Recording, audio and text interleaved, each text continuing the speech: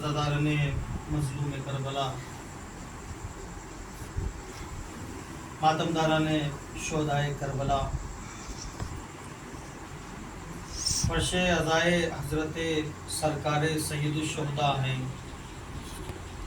اور خداوند قدوس کا یہ لطف اور کرم ہے ہم پر کہ جس نے بصورت فرش ہمیں عرش پر بیٹھنے کی توفیق عطا فرمائی، کہ جو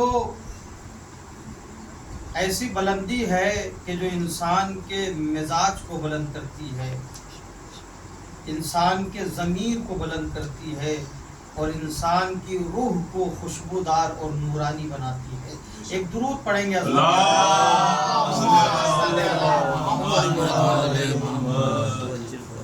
عزیزان گرامی،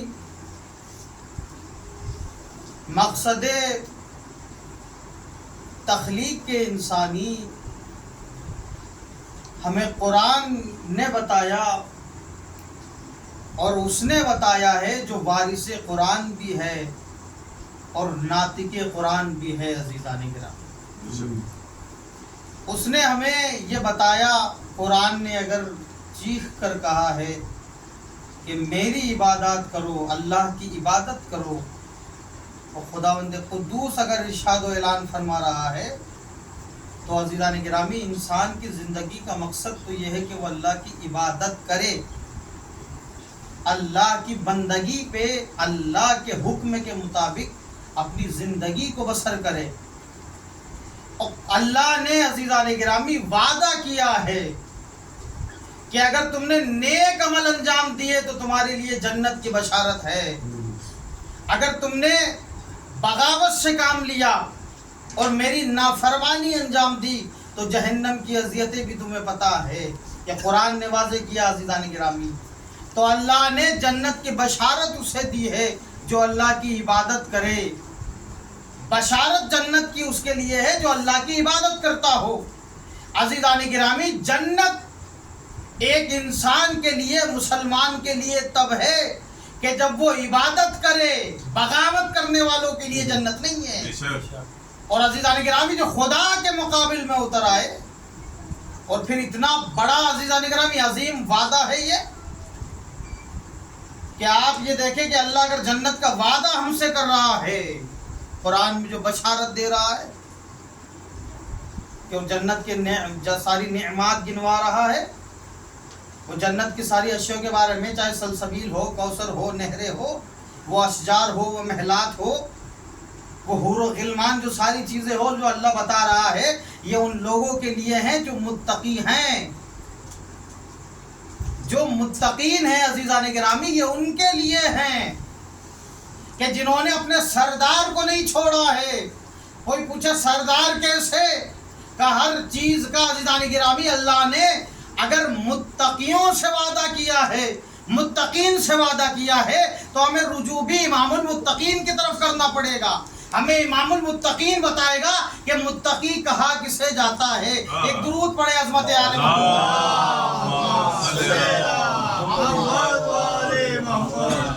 اور کوئی انسان اگر یہ کہے، اور اللہ کے اختیارات اتنے وسیع ہے، اتنے بڑے، اتنے اعلیٰ ہے عزیزان گرامی، کہ اگر شداد جیسے چلے آئے کہ جنہیں اپنی دولت پر، اپنی حکومت پر، اپنے اقتدار پر اتنا گھمنڈ ہو کہ وہ کہے کہ تیری جنت کی ضرورت نہیں ہے، اور لوگوں کو ورغلائے یہ کہہ کر کہ وہ اللہ کہ جو جنت تم سے وعدہ کر رہا ہے اللہ، تو نہ تو تم نے اس اللہ کو دیکھا ہے، نہ تو تم نے اس خدا کو دیکھا ہے، اور نہ ہی اس کی بنائی ہوئی جنت کو دیکھا ہے۔ عزیزان گرامی، شداد نے یہی تو کہا تھا، اسی آیت کے ذیل میں گفتگو کروں گا کہ تمہیں اس لیے پیدا کر رہا ہوں کہ تاکہ تم میری عبادت کرو، عبادت کا صلہ یہ دوں گا، اگر تم میرے حکم پہ چلتے رہے تو تمہیں جنت میں داخل کروں گا، لیکن بغاوت سے کام لیا تو جہنم کی اذیتیں بھی تمہیں پتہ ہے۔ دونوں کا ذکر قرآن کر رہا ہے عزیزان گرامی، لیکن کوئی ثروت مند، کوئی دولت مند، کوئی اقتدار والا یہ کہے کہ مجھے تیری جنت کی ضرورت نہیں ہے، میں اپنے لیے خود جنت بناؤں گا، تو عزیزان گرامی انجام شداد آپ نے دیکھا ہے۔ شداد نے کہا کہ میرے پاس تو اتنی دولت ہے، اور جو ہے خود نہیں بہکا بلکہ لوگوں کو بہکایا ہے، اور لوگوں کو یہ کہہ رہا ہے کہ تم جس خدا کو مان رہے ہو، کیا تم نے اس اللہ کو، خدا کو دیکھا ہے؟ کہ جو نبی دعوت دے رہا، تمہیں نبی ہونے کا دعویٰ کر کے جو اس کی دعوت دے رہا ہے، نہ تو تم نے اس خدا کو دیکھا اور نہ ہی اس کی بنی ہوئی جنت کو دیکھا، نہ خدا کو دیکھا نہ اس کی جنت کو دیکھا، لیکن زمین پر تم مجھے بھی دیکھ رہے ہو، میں تمہیں اپنی جنت بھی دکھاؤں گا، جو میری اطاعت کرے گا اسے داخل جنت کروں گا، ایسی جنت جو تم بھی دیکھ رہے ہو۔ اور شداد اتنا دولت مند تھا، اور روایت ہے عزیزان گرامی، کئی کتب میں جو ہے، جامع الاخبار میں آپ دیکھیں، مواد الکلام میں دیکھیں، اور قصص الانبیاء میں عزیزان گرامی تحریر ہے، اس نے کہا کہ ایسی جنت بناؤں گا کہ خواب و خیالوں میں بھی تم نے نہیں سوچی ہوگی، جہاں ہر طرح کا آرام ہوگا، سکون ہوگا، ہر طرح کی آسائش ہوگی تمہارے لیے۔ اس نے حکم دے دیا بڑے سے میدان کے اندر ایک جنت تعمیر کی جائے، ایک ایسی جگہ بنائی جائے جہاں ہر طرح کا آرام ہو، سہولت ہو، آسائش ہو۔ یہ کس بنا پہ تھا؟ یہ دولت کی بنا پہ تھا۔ لیکن شداد کر کیا رہا تھا؟ کہیں گے شداد اللہ کے مقابل میں تھا، خدا کے مقابل میں تھا۔ کا مقابلے میں آیا کیوں؟ کا مقابلے میں اس لیے آیا کہ اسے دولت کا نشہ تھا۔ تو عزیزان گرامی، اگر اس دولت کے نشے کو انسان اپنے اوپر سوار کر لے تو وہ خدا کے مقابل میں آ جاتا ہے۔ ایک صلوات پڑھے عظمت عالم۔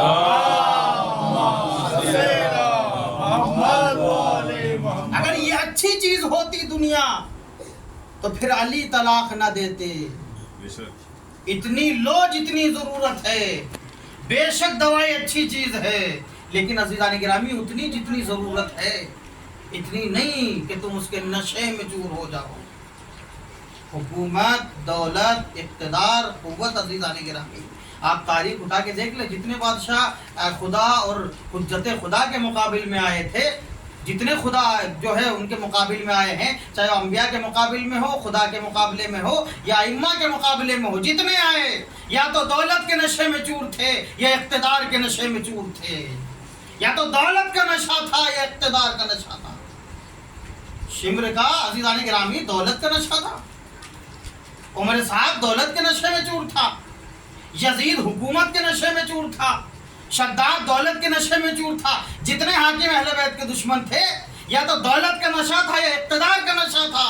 لیکن عزیزان گرامی یہی دولت ہے، یہی اقتدار ہے کہ جب دوسرے جو ہے اقتدار پہ تھے تو ان کے اندر یہ نشہ دیکھنے کو ملا، لیکن جب علی اقتدار پہ آئے ہیں تو کسی کو یہ نشہ دیکھنے کو ملا ہے؟ علی جب اقتدار پہ آئے ہیں تو کہیں نشہ دیکھنے کو ملا ہے کہ علی نے کہا ہے کہ میں جو ہوں اس دولت کے نشے میں، اس حکومت کے نشے میں اتنا چور ہوں کہ علی ظلم کر رہے ہیں معاذ اللہ؟ نہیں عزیزان گرامی، ہمیں دنیا تو ایسے ملی کہ دولت اقتدار کے نشے میں اتنی بے ہوش ہو گئی کہ اپنے خدا کو بھول گئی ہے۔ لیکن علی جب اقتدار پہ آئے، ظاہری اقتدار پہ، تو یہ نشہ دیکھنے کو نہیں ملا ہے، اس لیے کہ علی آواز دے کہ میں دولت کے نشے میں چور نہیں ہوں، میں عبادت کے نشے میں ہوں۔ یہ عبادت کا کمال تھا جو علی کو منزل تکوین اور کمال تک پہنچا رہا تھا۔ ایک درود پڑھ دیں گے۔ علی کا جملہ عزیزان گرامی، مچھر نہیں سی اور کمزور سی مخلوق ہے، اس کے پر کی کوئی حیثیت نہیں ہے۔ علی کہہ رہے ہیں تمہاری یہ دنیاوی حکومت علی کی نگاہ میں اس مچھر کے پر کے برابر بھی نہیں ہے۔ تو شداد نے یہ حکم دیا کہ جنت بنائی جائے، ہر قسم کی آسائش، اس میں نہریں بھی جاری کی گئی، اس میں باقاعدہ نہریں بھی جاری ہو رہی ہے، اشجار لگائے جا رہے ہیں، محلات تعمیر کیے جا رہے ہیں، اتنے دربان ہیں، اتنی ساری چیزیں ایک ایسا مقام بنایا جائے کہ جہاں پہ ہر قسم کی آسائش ہو، ہر قسم کا آرام ہو۔ شداد کی جنت عزیزان گرامی، اس میں کمال یہ کہ خدا مہلت دیتا ہے، چاہتا تو اسے موت دے دیتا، چاہتا تو اس کی حکومت کو پہلے ہی غرق کر دیتا، لیکن عزیزان گرامی یہاں مہلت دینا ہے، یہاں مہلت دینا ہے۔ اور مہلت بھی کیسی کہ جناب زینب یہ کہتے ہوئے مل رہی ہے، یزید نے معاذ اللہ جب یزید نے یہ کہا جناب زینب کو مخاطب ہو کے شام کے دربار میں، زینب دیکھا تم نے، میں نے قتل نہیں کروایا تمہارے بھائی کو، معاذ اللہ نے قتل کروایا، میں نے تمہیں اسیر نہیں کیا، بلکہ خدا چاہتا تھا کہ تمہارے ساتھ یہ ہو۔ جناب زینب کا کہ اللہ ما رأیت جمیلا، زینب یزید سے کہہ رہی ہے اگر یہ سب کچھ خدا چاہتا تھا تو اس سے زیادہ چیز زینب کو کوئی عزیز نہیں ہے. اگر اللہ چاہتا تھا میرا بھائی قتل ہو جائے تو اس سے زیادہ زینب کو کوئی چیز عزیز نہیں ہے. اگر اللہ چاہتا تھا میں اسیر ہو جاؤں تو اس سے محبوب ترین چیز زینب کی نگاہ میں کوئی نہیں ہے کہ جس حال میں میرا رب مجھے رکھنا چاہے زینب اس حال میں رہنے کو تیار ہے. اسے کہتے ہیں عبادت. آیت کی تفسیر کرنا ہو دیکھنا ہو تو آل محمد کے گھرانے میں جا کے دیکھو. قرآن کی آیتوں کی تفسیر ہوگی. قرآن کہہ رہا میری عبادت کرو, ہر حال میں میری عبادت کرو. زینب رسیوں میں جکڑے ہوئے کہہ رہی ہے اگر اللہ چاہتا تھا کہ میں اسیر ہو جاؤں تو زینب کو اس سے زیادہ کوئی چیز عزیز نہیں ہے.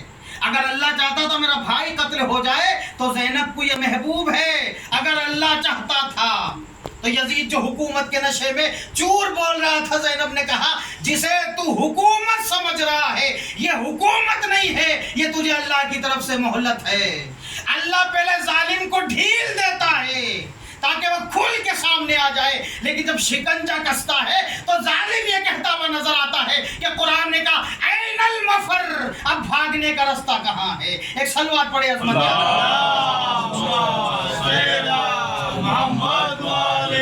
قرآن کہہ رہا ہے نا مفر, کہاں بھاگ کے جاؤ گے. اب اللہ نے سارے راستے بند کر دیے ہیں. جب وہ ڈھیل دیتا ہے عزیزان گرامی, جب وہ کھلا چھوڑتا ہے تاکہ تمہاری بغاوتیں وہ دیکھے کہ کس طریقے سے بغاوت پہ اتر آتے ہو, کیونکہ اللہ دلوں کے راز سے واقف ہے. عندہ مفاتح الغیب, اس کے پاس غیب کا علم ہے. عزیزان گرامی اس نے ایسی جنت بنائی کہ ہر طرح کا آرام ہے, سکون ہے, اعتماد ہے, ہر طرح کی اس میں جو آسائش ہے. نہریں بھی جاری کر دی ہے, اشجار بھی لگا دیے گئے ہیں, محلات بھی تعمیر کر دیے ہیں, نوکر اور جو ہے حوریں بھی اس نے بٹھا دی ہے, تخت بھی لگا دیے گئے ہیں, میوات کے درخت بھی ہے, پھولوں کے درخت بھی ہے, ساری چیزیں لگا دی گئی ہے. باقاعدہ قالینیں بچ گئی ہے, ساری مہنگی مہنگی چیزیں لگائی جا رہی ہے. روشنی کا اہتمام ہو رہا ہے, سونے کا اہتمام ہے, بیٹھنے کا اہتمام ہے, ٹہلنے کا اہتمام ہے, ساری چیزیں بنا دی گئی ہے. اس نے کہا جب تک داخل نہیں ہوگا جب تک جنت کو مکمل نہ کر دو, اسے مکمل کر دو تو مجھے خبر دینا. عزیزان گرامی روایت اور تاریخ بتاتی ہے کہ اس کے لوگ زمین میں بیج ڈالتے تھے, دوسرے دن درخت اٹھ کے کھڑا ہو جاتا تھا. اس کے لوگ زمین میں بیج ڈالتے تھے, دوسرے دن درخت ہو جاتا تھا بڑا, دوسرے دن اور بڑا ہو جایا کرتا تھا, اس پہ میوات آ جایا کرتے تھے. کوئی بھی چیز عزیزان گرامی اس کی پھیل نہیں ہوئی, ختم اور خراب اور فلوپ نہیں ہوئی, جیسا کرتا گیا بہترین طریقے سے ہوتی گئی. فرشتے بھی کرے پالنے والے, تو عزیزان گرامی اسے ہی مہلت کہا جاتا ہے. ہم ظالمین کو دیکھنا چاہتے ہیں کہ وہ کتنی بڑی بغاوت پہ اترتے ہیں. اگر شداد عاقل ہوتا, اپنے معبود کو پہچانتا, تو یہ دیکھ لیتا کہ بیج تو میرے لوگ ڈال رہے ہیں, یہ درخت اگانے والا کون ہے. اگر وہ دیکھتا عزیزان گرامی, وہ کہہ رہا ہے دولت کے ذریعے میں نے جنت بنائی ہے, تو اسے پتا ہونا چاہیے کہ جنت تو بنا رہا ہے, تجھے کس نے بنایا ہے. جناب ابراہیم نے اپنے چچا سے یہی تو جملہ کہا تھا. میں نے ابھی پرسوں کی مجلس میں یہ جملہ پڑھا تھا کہ جناب آزر جو ہے جناب ابراہیم کے چچا, وہ ہاتھوں سے بت تراشنے کے بعد جو ہے بہترین بت تراش کے جب جناب ابراہیم کو دیتے تھے اور ابراہیم بتوں کو دیکھتے تھے, تو ایک مرتبہ آزر نے کہا ابراہیم دیکھا ان ہاتھوں سے میں نے بتوں کو بنایا ہے, میں نے اپنے ہاتھوں سے خوبصورت بت بنائے ہیں. ابراہیم نے ہاتھوں کو پکڑنے کے بعد ایک ہی جملہ کہا, اے چچا اگر ان ہاتھوں نے بتوں کو بنایا ہے تو پھر بتائیے ان ہاتھوں کو کس نے بنایا ہے, ان ہاتھوں کی تخلیق کس نے کی ہے. انسان عقل مند انسان کے لیے امام فرماتے ہیں لمحہ لمحہ جو ہے عزیزان گرامی دلیلیں چھپی ہوئی ہے. اب یہاں سارے لوگ بیٹھے ہوئے, چھوٹے چھوٹے بچوں کی کتابوں میں درس ہیں جو مکتب میں پڑھنے آتے ہیں, اتنے سارے لوگ یہاں بیٹھے ہوئے ہیں. ایک گاڑی گزر کے باہر سے جائے, ایک موٹر سائیکل نکل کے گئی ہو جس کی سب کو آواز آئی ہو, اور کسی نے موٹر سائیکل کو دیکھا نہیں کہ ایک گاڑی نکل کے گئی ہے, لیکن آواز سن کے سب کہیں گے کہ موٹر سائیکل نکل کے جا رہی ہے, ایک گاڑی گزر کے جا رہی ہے. میں پوچھو آپ نے دیکھا کہ نہیں مولانا دیکھا تو نہیں. کہا پھر کیوں کہا گاڑی گئی ہے؟ کہا مولانا آواز سنی ہے, اور دیکھا نہیں, کہ نہیں آواز کو سن کے گاڑی کا پتہ چل رہا ہے. قدموں کے نشان راستے پہ بنے ہوئے دیکھ کر یہ معلوم ہوتا ہے کہ ادھر سے کوئی گزرا ہے. تو عزیزان گرامی وہی تو اس بڑھیا سے جب رسول اللہ نے پوچھا تھا تیرے پاس وجود خدا کے لیے کوئی دلیل ہے، کوئی ایسی دلیل ہے وجود خدا کے لیے؟ کہا ہاں، وہ چکرا گھما کرتی تھی، وہ چکرا کاٹتی تھی وہ عزیزان گرامی، کہا میرا چرخا خود جو ہے دلیل ہے۔ کہا یہ کیسے؟ کہا یہ چرخا جب تک میں نہیں چلاتی نہیں چلتا، ایک چھوٹا سا چرخا بغیر میرے چلائے نہیں چلتا، یہ پوری دنیا بغیر چلانے والے کے کیسے چل رہی ہے؟ ایک سلوات پڑھیں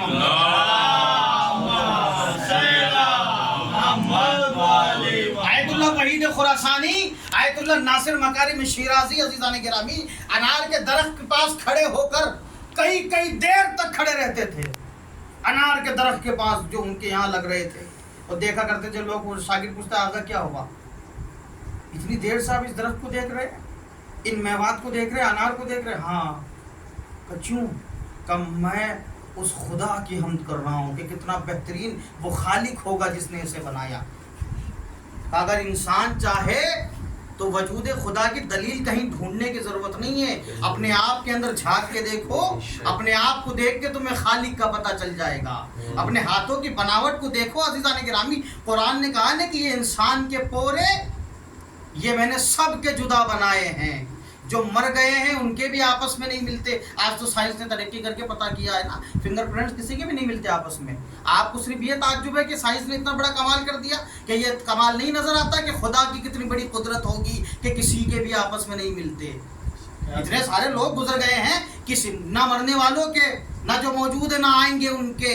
قرآن کہتا ہم نے تمہاری انگلیوں کے پورے بھی جدا جدا بنائے ہیں، ہماری قدرت کو پہچانو کہ جب اتنی چھوٹی چیزوں میں اتنا عظیم فرق پیدا کر سکتے ہیں ہم لوگ، ذرا عقل۔ تو اسی لیے تو علی کا جو جملہ اس بات کی تصدیق کر رہا ہے، امام فرماتے ہیں ہماری کوئی حدیث اگر قرآن سے جو ہے ملے، ہماری کوئی حدیث، ہمارا قول، ہمارا فرمان اٹھا کے قرآن سے ملاؤ، اگر قرآن سے ملتا ہو تو ہمارا قول ہے، قرآن کے برخلاف ہو وجد علی جدار، دیوار پہ اٹھا کے مار دو، ہمارا نہیں ہو سکتا، اس لیے کہ ہماری بات قرآن تصدیق کرتا ہے، قرآن کی ہم تصدیق کرتے ہیں۔ صلوات پڑھے محمد۔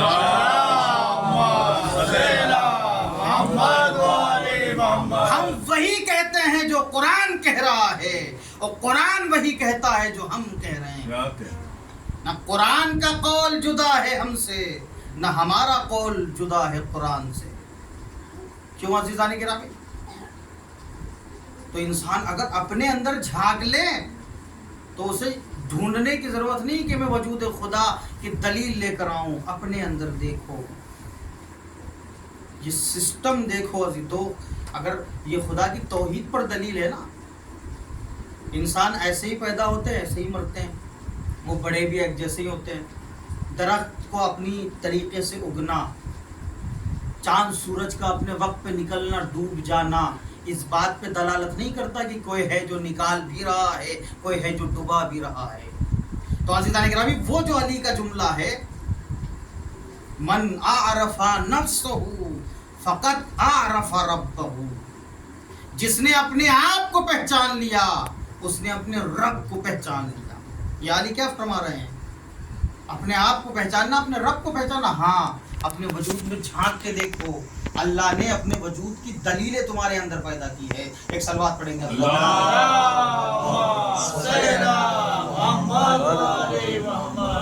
اس کے لوگ بیج ڈالتے تھے، بیج ڈالتے تھے، درخت پیدا ہو جایا کرتا تھا۔ اتنی جلدی درخت کیوں بڑا ہو رہا ہے؟ مہلت ہے عزیزانی بہن۔ وہ جنت بن کے جب تیار ہو گئی ہے اور اسے خبر دی گئی کہ جنت بن کے تیار ہو گئی ہے، اور خدا نے کیا وعدہ کیا ہے کہ میری عبادت کرو، وما خلقت الجن والانس الا لیعبدون۔ اے جنوں انسانوں، میں نے تمہیں اس لیے پیدا کیا ہے کہ تم میری عبادت کرو۔ اگر تم نے عبادت کی تو تمہارے لیے جنت کی بشارت ہے۔ اس قول پہ تم صحیح اترے جو ہم کہہ رہے ہیں، اس حکم پہ صحیح اترے جو ہم کہہ رہے ہیں، تو تمہارے لیے جنت کی بشارت ہے، جہاں پر نور جو ہے دودھ کی نہریں بھی ہے، شہد کی نہریں بھی بہ رہی ہے، جہاں پر حور و غلمان ہیں، محلات ہے، اشجار تمہارے لیے، تخت ہے تمہارے لیے، محلات تیار کی ہے ہم نے تمہارے لیے۔ ایسی جنت کی بشارت ہم تمہیں دے رہے ہیں۔ لیکن عزیزان گرامی، انسان عبادت کرنا تو شداد، مقابل میں جنت بنا رہا اللہ کے. اس نے جنت بنائی, جنت تیار ہو گئی لاہ و لشکر کے ساتھ, ساز و سامان کے ساتھ. ایک مرتبہ شداد چلا ہے جنت میں داخل ہونے کے لیے.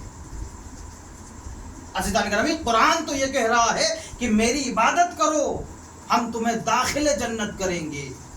لیکن شیطان کی جرت یہ ہے کہ دنیا ہی میں جنت بنا کے داخل ہونا چاہتا ہے.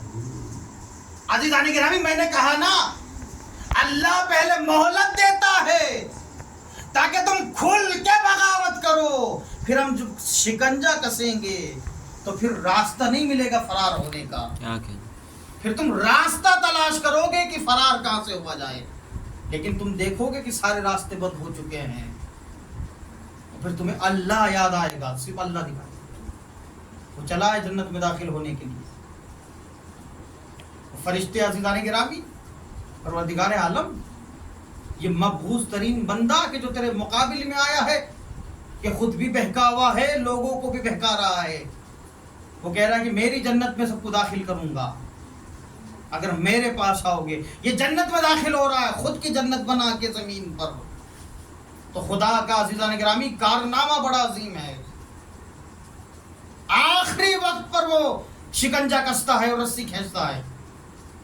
جنت کے قریب شداد پہنچا ہے. قرآن یہ دعویٰ کر رہا ہے کہ میری عبادت کرو, جو میرے حکم کی تعمیل کرے گا اسے داخل جنت کروں گا. شداد نے بغاوت اس طریقے سے کی ہے کہ اپنی جنت بنا کے زمین کے اوپر اس جنت میں داخل ہونا چاہتا ہے کہ تاریخ بتاتی ہے ایک مرتبہ شداد اپنی جنت کے قریب گیا ہے, ابھی چاہتا ہے کہ اپنی جنت میں داخل ہو جائے.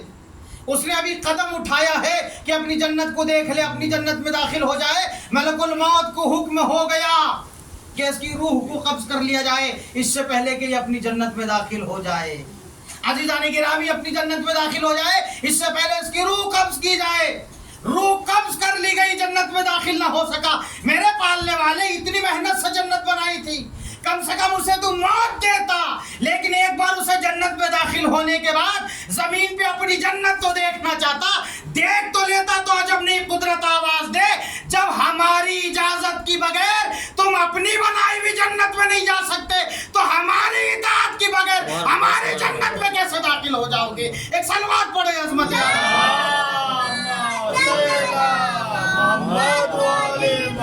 نعرے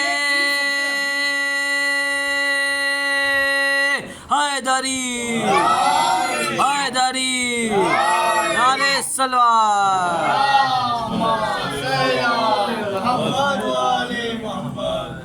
پھر سب سے عظیم چیز عزیزان گرامی, یہ بھی جو زمین پر ہے یہ بھی قدرت خدا سے ہیں. ہر ذرہ ذرہ زمین پہ پڑا ہوا اللہ کی قدرت سے ہے. اس کا احسان اس لیے بھی ادا نہیں ہو سکتا, اس لیے بھی کسی بھی لفظوں میں, الفاظ میں اللہ کی نعمتوں کا شکریہ ادا اس لیے بھی نہیں ہو سکتا عزیزان گرامی کہ جن الفاظوں سے شکریہ ادا کیا جائے وہ الفاظ بھی اللہ کے ہیں. وہ بھی اس کا کرم ہے ہمارے اوپر کہ جو بول رہے ہیں. یہ رزق نطق بھی اس نے عطا کیا ہے. اگر سجدے کے لیے پیشانی زمین پہ رکھ رہے ہیں تو اگر گھس کے اسے ختم بھی کر دیا جائے تو یہ بھی تو اللہ نے دی ہے عزیزان گرامی. لیکن اس کے باوجود وہ جسم جو اس نے دیا ہے, وہ روح جو اس نے بخشی ہے, وہ قوت جو اس نے دی ہے, اسی کے دیے ہوئے ان ساز و سامان کے ذریعے اس کی عبادت کریں گے. اس کی زندگی دی ہوئی ہے, پھر بھی وہ داخل جنت کر کے اپنی کرم اور نوازش دکھاتا ہے. صلوات پڑھے عظمت اللہ.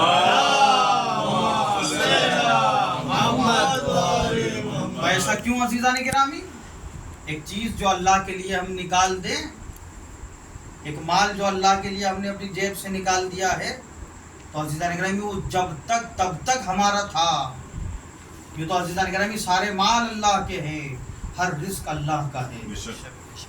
لیکن قدرت کیا کہہ رہی ہے کہ تمہاری تخلیق صرف ہم تمہارے وجود کے اندر فرما برداری دیکھنا چاہتے ہیں, تمہارے وجود میں تواضع انکساری دیکھنا چاہتے ہیں, تمہارے قلب میں ہم اخلاص و اخلاص دیکھنا چاہتے ہیں.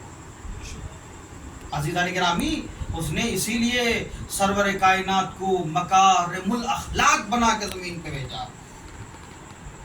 سب سے آخری پیغمبر اور سب سے عظیم پیغمبر ہے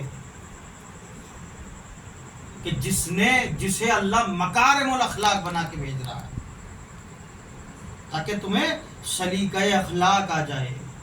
تو اگر رسول کی زندگی پڑھ کے بھی ہم نے اخلاق نہیں سیکھا ہے تو عزیزان گرامی، تو جس چیز کو میں پسند کرتا ہوں میں یہ چاہتا ہوں کہ میرا قریبی بھی اس چیز کو، اس کے اندر وہ صفات پائے جائے. اگر ایک چیز مجھے پسند ہے تو پھر میری تو یہ خواہش ہوتی نہیں، ہر باپ یہ چاہتا ہے کہ جو اچھے صفات باپ میں پائے جاتے ہیں وہ بیٹے میں ہوں.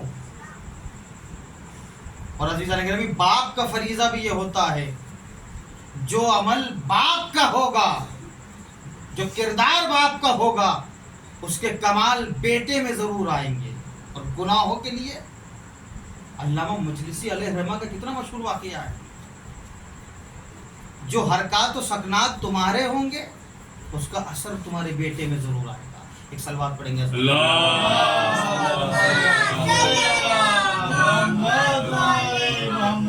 تو عزیزان گرامی، انسان وہی کاٹتا ہے کہ جو بوتا ہے. خار بونے کے بعد گل کاٹنے کی تمنا نہ کرے عزیزان گرامی. اگر کانٹے بوئے ہیں تو کانٹے ہی کاٹے جائیں گے. تو عزیزان گرامی، اگر ہم اپنے آپ کو صحیح رکھیں، آج ایک ایک لقمے کا اثر ہوتا ہے عزیزان گرامی، ایک ایک لفظ کا اثر ہوتا ہے. انسان اکثر سوچتا ہے یہ مصیبت ہمارے اوپر کیوں آ گئی، یہ چیز ہمارے اوپر کیوں ہو گئی. عزیزان گرامی، ہم نہیں سمجھ سکتے. کبھی کبھی ہمارے عمل، کبھی یہ ہوتا ہے کہ پڑوسی کے عمل کی وجہ سے ہمارے اوپر بھی کبھی مصیبتیں آ جاتی ہیں. جب ایک نبی کی قوم پہ، جب زکریا قوم پہ عذاب نازل ہونے لگا اور پوری قوم چپیٹ میں آ گئی کہ جس میں اچھے لوگ بھی مارے جا رہے ہیں، برے لوگ بھی مارے جا رہے ہیں. عذاب تو آیا تھا تو برے لوگ تباہ و برباد ہو جاتے، برے لوگوں پہ مصیبتیں آ جاتی. اچھے فریاد کر رہے جو صالحین گنے جاتے تھے، یا اللہ کے نبی ہم تو اچھے ہیں، ہم تو آپ کو بھی مانتے ہیں، آپ کے اللہ کو بھی مانتے ہیں. لیکن عزیزان گرامی، صرف اللہ کو ماننا کافی نہیں ہے، صرف اللہ کو ماننا کافی نہیں ہے. اس نے جو حکم دیا ہے ان پہ عمل کر کے بتائیں. جناب موسیٰ کے زمانے میں عزیزان گرامی، اسی لیے امر بالمعروف نہی عن المنکر مسلمان پہ سنت اور مستحب نہیں ہے، واجب قرار دیا ہے. یہ کافی نہیں ہے کہ انسان صرف سجدے کیے جائے اکیلے. نہیں عزیزان گرامی، اسلام تو الجزاء والاحسان الا الاحسان کی دلیل دے رہا ہے. سلوات پڑھیں گے عظمت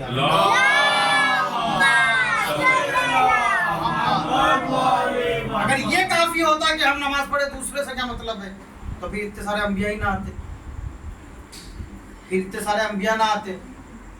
پھر رسول اللہ کا بھی ہے نا، فرماتے ہیں قبل الجار بعد الدار.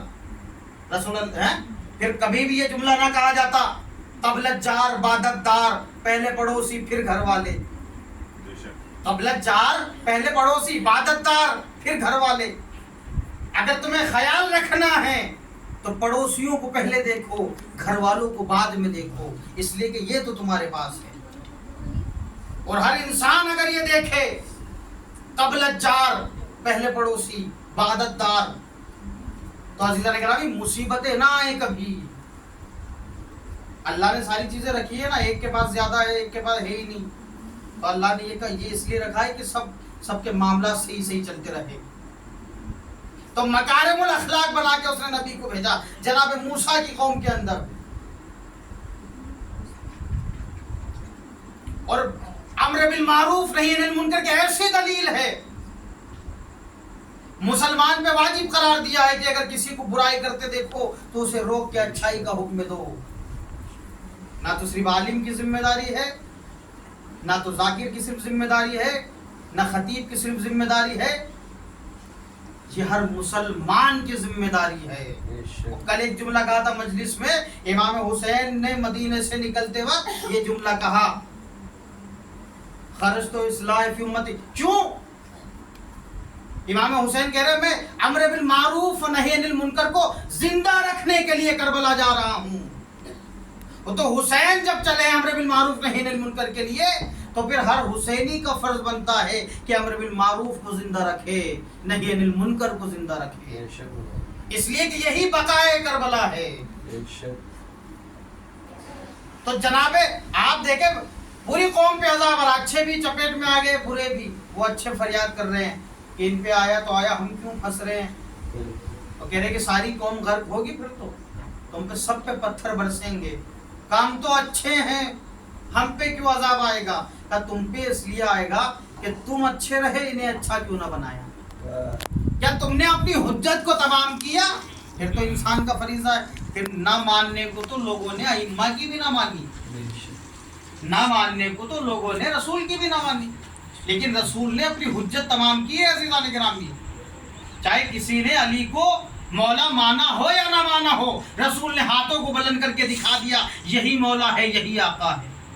تو پھر ماننا نہ ماننا, اور جس نے مانا اس کے لیے عزیزان گرامی جنت کی بشارت ہے, اور فائزون کا لفظ ہے کہ علی بھی کامیاب ہے, اس کے شیعہ بھی کامیاب ہے. اور جس نے نہیں مانا اسے غدیر کے اوپر ہی اس کے سر پہ پتھر جو ہے گرا کے بتایا ہے کہ جو ولایت منکر ہوتا ہے وہ ہلاک ہوتا ہے, چاہے دنیا میں ہو یا آخرت میں ہو. ایک صلوات پڑھے عظمت علی.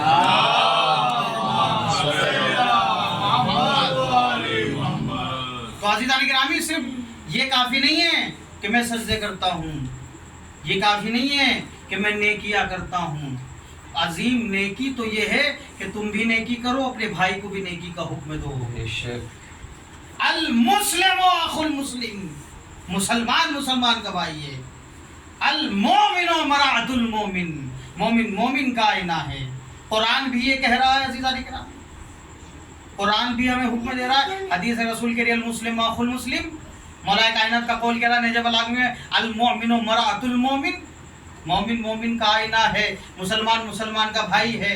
احسان کا بدلہ تو یہ ہے کہ احسان کیا جائے, اور اللہ کی نگاہ میں اگر سرخرو ہونا چاہتے ہیں عزیزان گرامی تو پھر امام حسن کی اس حدیث کو یاد رکھیں. امام حسن فرماتے ہیں کہ جو تم اپنے لیے پسند کرو وہ دوسروں کے لیے پسند کرو. اگر تمہیں اپنے اوپر ظلم پسند نہیں ہے تو دوسروں پہ ظلم پسند نہ کرو. تمہیں اگر اپنے لیے تم یہ چاہتے ہو کہ میں نیک کو بنوں, میں نیکوکار بنوں, تو اپنے لیے بھی یہ پسند کرو, اپنے بھائی کے لیے بھی یہ پسند کرو. اس لیے کہ جو احسان کرتا ہے, احسان کرنے والا اللہ کے قریب ہے. حدیث ہے رسول اللہ کی, احسان کرنے والے کے نزدیک اللہ کی رحمت ہے. اور عزیزان گرامی دنیاوی احسان چھوٹا احسان ہے. اگر اپنے بھائی کے ساتھ احسان کرنا ہے تو ایسا احسان کرو کہ دنیا میں بھی اس کے کام آئے, آخرت میں بھی اس کے کام آئے. دنیاوی دولت سے احسان کرو گے تو دنیا سنور جائے گی, اپنے بھائی کو نیک بنا دیا تو اس کی آخرت بھی سنور جائے گی. اس سے بڑا کوئی احسان نہیں ہو سکتا. ایک صلوات پڑھے عظمت امر بالمعروف نہی عن المنکر اتنا عظیم اور اتنا بڑا اور اتنا اچھا عمل ہے کہ جناب موسیٰ کی قوم کے اندر ایک زاہد شخص تھا, ایک متقی اور پرہیزگار تھا جو مسلسل اللہ کی عبادتیں کیا جا رہا تھا, سجدوں پہ سجدے انجام دیا جا رہا تھا. جناب موسیٰ کی قوم کے اندر ہے عزیزان گرامی زاہد ہے, متقی ہے, پرہیزگار ہے, مشہور ہے زمانے کے اندر. اور عزیزان گرامی تمہارے سجدوں سے پریشان وہی ہوگا جو شیطان اور ابلیس ہوگا. حدیث ہے کہ تم عبادات کرتے ہو, شیطان کو اذیت ہوتی ہے, تمہاری عبادتوں سے شیطان کو اذیت ہوتی ہے. اور عزیز میں پھر کل جو ایک بات کہی تھی, بس سمیٹ دی گفتگو, کل ایک بات کہی تھی کہ شیطان کئی حربے استعمال کرے گا گمراہ کرنے کے, لیکن جو بڑا حربہ ہے وہ تمہارے عمل کو, جو تمہارے اندر خود پسندی پیدا کر دے گا. اذا جبتہ نفسہ, تمہارے اندر خود پسندی پیدا کر دے گا. تم اپنے آپ کو بہت سمجھو گے میں نے جو کہہ دیا سب سے اچھا, اپنے آپ کو سب کچھ سمجھنا. اذا جبتہ نفسہ, اپنے آپ کو سب کچھ سمجھنا. واستکثر عملہ, अपने अमल को ज्यादा समझना। 5 वक्त की नमाजें क्या पढ़ ली, थोड़ा सा कुरान क्या पढ़ लिया, इस अमल को सुनना हो रहा, हम तो सारी नमाजें पढ़ते हैं। नहीं अज़ीज़ान गिरामी, अपने अमल को हमेशा मासूम फरमाते हैं, अपने अमल को कम गर्दानो। तुमने 17 रकत पढ़ी है, सही बात है, तुमने 17 रकत पढ़ ली। ये भी सही कि तुमने 11 रकत नमाज शब पढ़ ली, तुमने पढ़ ली, गारंटी क्या है कि कितनी कबूल हुई? और गारंटी लिख के दे सकता है कि कौन सा आज वाला सजदा कबूल हुआ कि कल वाला? इसकी क्या गारंटी है? इसकी अमल अज़ीज़ान। तो कुरान कह रहा है, फिर ये कुरान की आयत है कि नमाज इंसान को बुराइयों से रोकती है, गुनाहों से दूर करती है। अगर तुम्हें देखना हो कि तुम्हारी नमाजें कबूल हो रही है कि नहीं हो रही है, तो ये देखो तुम गुनाहों से दूर हो कि नहीं हो। अगर नमाज पढ़ रहे हो, गुनाह भी कर रहे हो, तो फिर कसरत कर रहे हो, इबादत नहीं कर रहे हो। अल्लाह को कसरत पसंद नहीं है, इबादत पसंद है। अमर बिल मारूफ, बस समेट रहा हूँ मैं ये कोशा। जनाबे मूसा की कौम में इतना बड़ा मुत्तकी परहेजगार, शैतान का सबसे आखिरी हरबा है मोमिन और जाहिद को उसकी इबादत के जरिए बहका देना। आप कोई भी जूता चप्पल पहनकर हजारों कंकरियों पर चल सकते हैं, लेकिन अगर 2 कंकरी जूते में आ जाए तो 2 कदम चलना मुश्किल हो जाता है। कश्ती पूरे समंदर पे चलती है, इतने पानी पे चलती है, थोड़ा सा पानी अगर कश्ती में आ जाए तो फिर कश्ती का चलना दुश्वार हो जाता है। तो बहुत सारी चीज़ें दूर से अच्छी लगती है अज़ीज़ान गिरामी, तो ये चीज़ कभी वजूद के अंदर ना आने दें। वो इबादत पे इबादत कर रहा है, वो किसी भी तरीके के वरगले में नहीं आया, तो एक शख्स उसके आबिद इबादत खाने में दाखिल हुआ, उसके बराबर में मुसल्ला बिछाया और नमाज पढ़ने लगा। अज़ीज़ान गिरामी, हर पहलू में बैठने वाला रहमान का भेजा हुआ नहीं है, शैतान भी हो सकता है। एक सलवात पढ़ते हैं।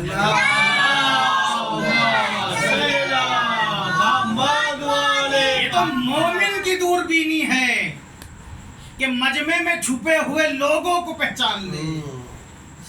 अक्ल, वरना अगर ये चीज ना होती तो फिर अक्ल किस लिए रखी गई है? खिरद व अक्लत किसे दी गई है? अक्ल व खिरत किस लिए? फिर मुझे बताएं। एक मीज़ान हमें दिया गया, एक तराजू दिया गया ना, हम तोले हर चीज को, जो अक्ल पे खरी उतरती हो वही सही है।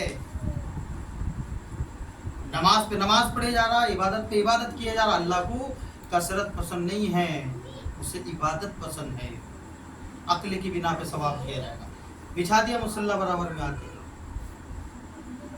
एक साहब आ गए, बराबर में मुसल्ला बिछा दिया, इतनी कसरत से इबादत करी कि ये आबिद भी देखने लगा ये कौन है, इतनी कसरत से इबादत कर रहा है। उस आबिद ने देखा ये आबिद जो आया है ये मुझसे भी ज्यादा इबादत करता है, ये तकाजा ना करे अज़ीज़ान गिरामी कभी इबादत का। हजारों सजदे शैतान के बर्बाद हो गए, लेकिन उसकी बारगाह में अगर एक सजदा कबूल हो जाए तो पूरी जिंदगी कामयाब है। वो इतनी इबादत कर रहा है कि इससे ज्यादा, ये 2 पढ़ता है तो वो 4 पढ़ता है, तस्बीहात ही खत्म नहीं हो रही। वो रुक गया आबिद, खड़ा होकर देखने लगा उसे कि ये रुके तो मैं इससे पूछूं कि ये कौन है। उसने 1-2 मरतबा मुतवज्जो हुआ, उसने कोई तवज्जो नहीं दी। वो कहते हैं ना अज़ीज़ान गिरामी के तुम्हें शैतान उस जगह पे नहीं बहकाएगा जहाँ गुनाह हो रहे हैं, वो तुम्हें मस्जिद के दरवाजे पे ही मिलेगा, वो तुम्हें इमाम बारगाहों की जगहों पे मिलेगा, अज़ीज़ान गिरामी इबादत खानों में ही मिलेगा। शैतान वहां बहकाएगा कि जहां पर मोमिन जाते हैं, उस जगह से बहकाना जहां पर शराब पी जा रही है, शैतान बहके में लोगे। जहां ताश खेले जा रहे हैं अज़ीज़ान गिरामी, तो वहां तो उसकी जरूरत ही नहीं है, उससे भी बड़े वाले बैठे हैं। अज़ीज़ान गिरामी मिलेगा कहां पर? इसीलिए मासूम ने कहा है अपने दरमियान में अच्छों को परखो, बुरों को परखो, अक्ल के मीज़ान के ऊपर। नेकी के रास्ते पे तुम्हें शैतान मिलेगा, और नेकी के रास्ते भी इस आलम में मिलेगा कि लिबास भी आबिद वाला होगा, लिबास भी नेक वाला होगा। तुम्हारा फरीजा ये बनता है, हुसैनियों का फरीजा है कि अज़ादार के लिबास में गद्दार को पहचाना जाए। जनाब मुस्लिम का जुमला है, कूफा अजीज़ान गिरामी उठा के देख ले, और कोई कहे कि ये कैसे कह दिया कि अज़ादार के लिबास में जो है गद्दार और जालिम होगा, तो करबला में 18,000 खत लिखे थे इमाम हुसैन को, और सबकी जबान पे लब्बैक या हुसैन था, सब मिफ्दी का या हुसैन, बिर्रूह बिद्दम या हुसैन, ये जुमला बयान कर रहे थे। अजीज़ान गिरामी, वो कौन लोग थे? ये वही लोग थे जो जनाब मुस्लिम को छोड़ के भाग गए हैं, वही लोग थे। 18,000 खुतूत है ना अजीज़ान गिरामी, गवाह तारीख ने लिखा है। उसने मुतवज्जो ही नहीं हुआ, वो तो इतनी इबादत कर रहा है, मुसलसल इबादत कर रहा है, क्योंकि बहकाना इबादत के जरिए है। वो बड़ी देर रुक गया अभी कि मैं इससे पूछूंगा, उससे उसने पूछा कि तुम्हें ये तुम्हारे अंदर ये सिफत आई कहाँ से, इतनी इबादत कहाँ से कर रहे हो तुम? ऐसा कौन सा अमल है कि जिसकी बिना पे तुम्हें इतना शौक इबादत है? मुझे वो अमल बताओ ताकि मेरे अंदर वो पैदा हो, मैं ज्यादा इबादत करूं। अजीज़ान गिरामी, इबादत, अल्लाह की इबादत और परस्तिश करने के लिए किसी वजूहात की जरूरत नहीं है, वो लायक इबादत है। उसे सजदा करो, मर्जी का सजदा चाहिए, जबरदस्ती वाला सजदा नहीं। अगर किसी को जोर से पेशाब आ रहा है ना, तो नमाज पढ़ना मकरूह है। जोर से पेशाब आ रहा हो किसी को तो नमाज पढ़े तो मकरूह है उसके लिए नमाज पढ़ना। क्यों? जबरदस्ती वाली इबादत पसंद नहीं है, सब चीज़ से फारिग होकर आओ, मकरूह है। रसूलुल्लाह की हदीस है, इबादत पे इबादत किए जा रहा है। पूछा कौन सा ऐसा अमल है कि जिसकी वजह से तुम्हारे अंदर इतना शौक पैदा हुआ कि तुम इतनी इबादत कर रहे हो? मुझे वो अमल बताओ ताकि मैं अपने अंदर पैदा करूँ शौक इबादत। उसने कहा तुमसे नहीं हो पाएगा। ये अजीब दौड़ है अज़ीज़ान गिरामी इबादत की, मर्जी की इबादत करनी। बताओ। उसने जेब से 2 दिरहम निकाले, उस आबिद के हाथ पे रखे, कहा फला बस्ती में जाना, एक फाहिशा औरत है, उसके बाद जाओ, ये 2 दिरहमों से दो, उसके बाद से ले जाओ। और मुझसे ये गुनाह हो गया। क्या हुआ तुमसे बताओ? तो मुझसे हो गया कि मैंने उस फाहिशा से जिना किया और मैंने तौबा की। जब भी मेरा गुनाह मुझे याद आता है, मेरे अंदर शौक इबादत पैदा हो जाता है, मैं इबादत पे इबादत किए जाता हूँ, इबादत पे इबादत किए। अब वो गुनाह तुम करके आओ, तुम्हारे अंदर ऐसा इबादत का शौक पैदा होगा। अजीज़ान गिरामी, मैंने कहा ना कि अल्लाह इबादतों का सिला अक्ल की बुनियाद पे देगा। आबिद होना काफी नहीं है, आकिल बन के बताओ। इसीलिए आबिद से ज्यादा आलिम का मर्तबा है। और हदीस है रसूलुल्लाह की, मिदादुल उल्मा अफज़लु मिन दम शोदा। शहीद के खून की कितनी फजीलत है। रवायत मिलती है, छठे इमाम की हदीस है कि अल्लाह की राह में शहीद होने वाला बंदा, जब उसके खून का पहला कतरा जमीन पे गिरता है, अल्लाह उसके सारे गुनाह माफ कर देता है। ये शहीद के खून की फजीलत है। लेकिन रसूलुल्लाह फरमा रहे हैं, मिदादुल उल्मा अफज़लु मिन दम शुहदा। उल्मा के कलम की रोशनाई शहीद के खून से अफजल है, शहीद के खून से अफजल है। इसलिए कि शहीद का खून अज़ीज़ान गिरामी मैदान को रोशन करता है, शहीद का खून बेदारी लाता है, आलिम के कलम की रोशनाई इनकलाब लेके आती है। एक सलवात पढ़े। नारे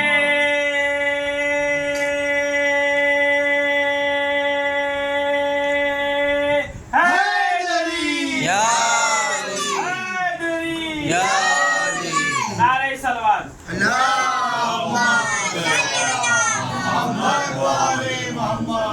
जल्दी जल्दी अज़ीज़ान गिरामी, टाइम भी यार भी सही है, ये सही नहीं, इसीलिए तो मुसीबत है।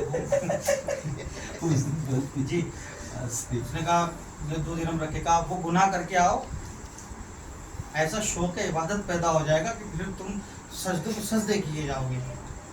अज़ीज़ान गिरामी, ये कौन सी इबादत है? उसने वो गया, आबिद था, सब जानते थे। जब लोग उस रास्ते पे जाता हुआ उसे देख रहे हैं तो सब कह रहे हैं कि ज़रूर यह आबिद उस औरत को नसीहत करने जा रहा होगा, वरना ये आबिद और इस बस्ती में, इस जगह पे। उसने दरवाजे पे दस्तक बात किया, उस फाहिशा औरत ने दरवाजा खोला, आबिद को देखा, उसने कहा वाह तुम यहाँ, ये तुम्हारी जगह नहीं है, चले जाओ यहाँ से, तुम्हारा जैसा शरीफ तरीन इंसान तुम्हारे लिए जिश्त है, तुम यहाँ खड़े रहो।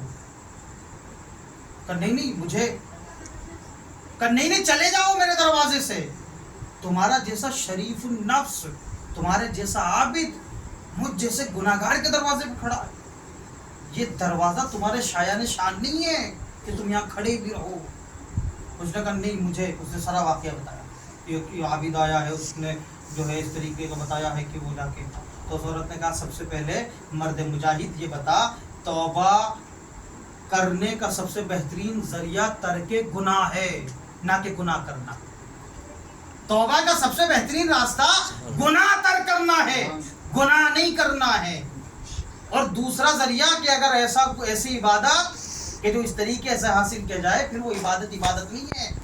और एक जुमला और सुनो, जो एक आबिद को उसके इबादत खाने से निकाल के गुनाह की तरफ भेजे, वो शैतान तो हो सकता है, आबिद नहीं हो सकता। एक सलवात पढ़े मोहम्मद वाला।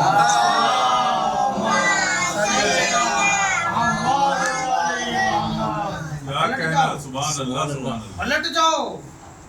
उसने बस वो पलटा, और जब जाके आप इबादत खाने में देखा है तो ना तो आबिद था ना उसका मुसल्ला था, कोई भी नहीं है, तो समझ गया कि शैतान ही था। ये शैतान ही का काम हो सकता है जो इबादत खानों से भटका दे। 2 दिन के बाद, जनाब मूसा की कौम का वाकया है ना, 2 दिन के बाद उस खातून का इंतकाल हो गया, वो मर गई। किताब कससुल अंबिया, 2 दिन के बाद वो मर गई। और लोगों ने जब देखा तो उसके दरवाजे पे एक जुमला लिखा हुआ था, उसके दरवाजे पे जुमला लगा, ओ ज़ुरी फुलानतन फ़इन्नहा मिन अहलिल जन्नत। और सब लोगों ने ये जुमला पढ़ा तो लोगों ने कहा ये जुमला इस औरत के शायान शान नहीं है, ये तो इतनी बड़ी गुनहगार और फाहिशा औरत है, इसके दरवाजे पे ये जुमला कैसे लिखा हुआ है, जबकि वो कुदरत से लिखा हुआ था, ओ ज़ुरी फुलानतन फ़इन्नहा मिन अहलिल जन्नत। सब लोग इसके जनाजे में शामिल हो जाओ क्योंकि ये अहले जन्नत में से है। मूसा पे अल्लाह ने वही नाजिल करी, उस मोमिना की जनाजे को जो है तुम जो है कांधा दोगे, उसकी नमाज़े जनाजा भी पढ़ाओगे, तुम उसकी तदफीन भी करोगे। पालने वाले वो तो गुनहगार थी, का हमने उसके गुनाह माफ कर दिए। का पालने वाले कौन सा अमल था तुम्हें पता नहीं है, उसने अमले बिल मारूफ अंजाम दिया, नहीं अनिल मुनकर अंजाम दिया, जो किसी को उसके गुनाहों से बचाए उसके गुनाह माफ कर देते हैं। एक सलवात पढ़े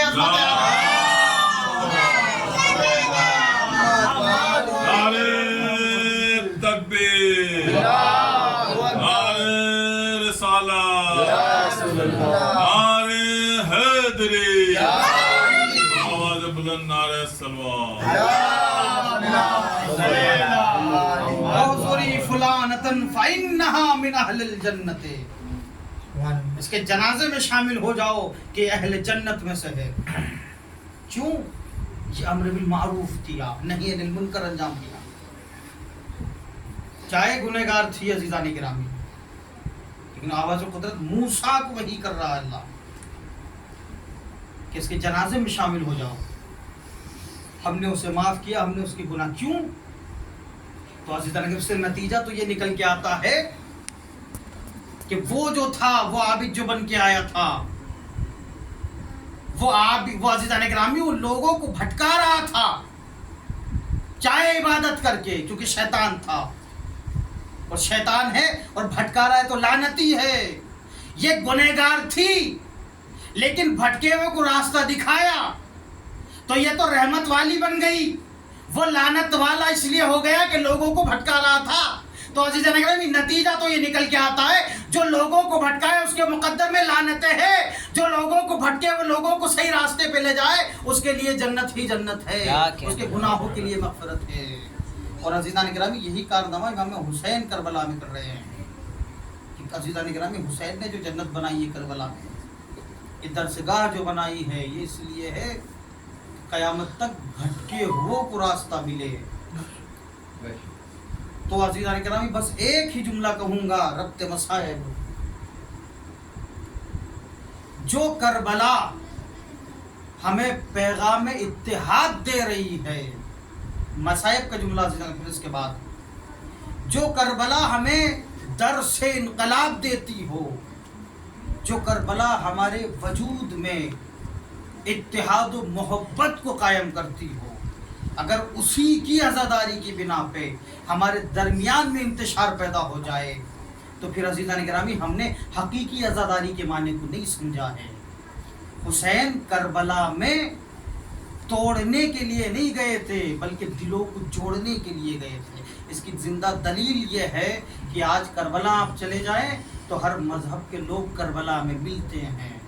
करबला तो उस मकाम का नाम है जो गैरों को भी जोड़ता हो, उस मकाम को करबला कहा जाता है। अज़ीज़ान गिरामी वरना इनकी सबसे ज़िंदा होने की सबसे आला दलील ये है कि जिस्मों से सर जुदा हो गए लेकिन कुरान इनसे जुदा ना हुआ। लोग नेज़ा पे कुरान की तिलावत कर रहा है। अज़ीज़ान गिरामी सर जुदा होने के बाद जिसमें तो ज़मीन करबला पे पड़ा है, अरे जिसमें तो ज़मीन करबला की जलती हुई रेत पे हुसैन का पड़ा है, लेकिन सर हुसैन होके नेज़ा पे करबला से लेके कूफा, कूफा से लेके शाम तक ये कुरान की आयतों की तिलावत कर कर के हमें पैगाम दे रहा है। ये हमें नसीहतें और अम्र बिल मारूफ और नही अनिल मुनकर की तलकीन कर रहा है। अज़ीज़ान गिरामी एक मरतबा यजीद का दरबार है, दरबार यजीद है, अहले हरम वहाँ पर खड़े हुए हैं, इमाम सज्जाद है जो बेड़ियों में जकड़े हुए दरबार यजीद में खड़े हैं। अज़ीज़ान गिरामी बीवियों के सरों पे रिदाए नहीं है। एक मरतबा यजीद तख्त पे बैठा हुआ है, यजीद के सामने एक बड़ा सा तश रखा हुआ है, उस तश पे एक कपड़ा रखा हुआ है। एक मरतबा यजीद ने कहा, अरे नसीरों में मैंने ये सुना है कि हुसैन की 4 बरस की सकीना एक बच्ची है, जो बच्ची अपने बाबा से बहुत प्यार करती है, उसका बाबा उससे बहुत प्यार करता है।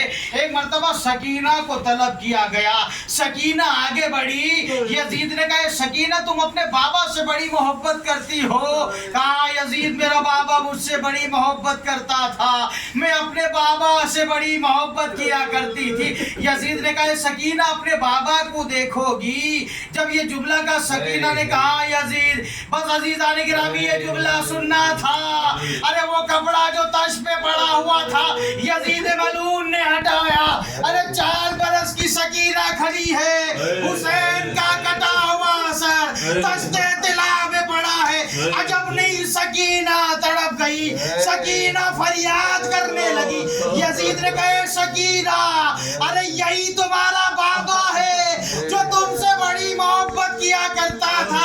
ए सकीना अपने बाबा को आवाज दो। बस सकीना ने ये जुमला सुना, चले हुए दामन का कुर्ता उठाया, ए मेरे बाबा यजीद मलून हमारी मोहब्बत का इम्तिहान ले रहा है।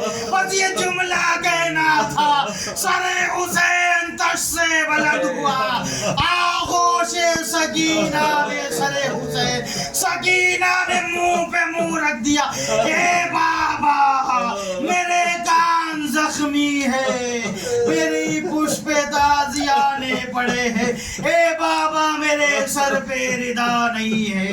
हे बाबा करबला से कूफा, कूफा से शाम हम पे बला मजा। हे बाबा सकीना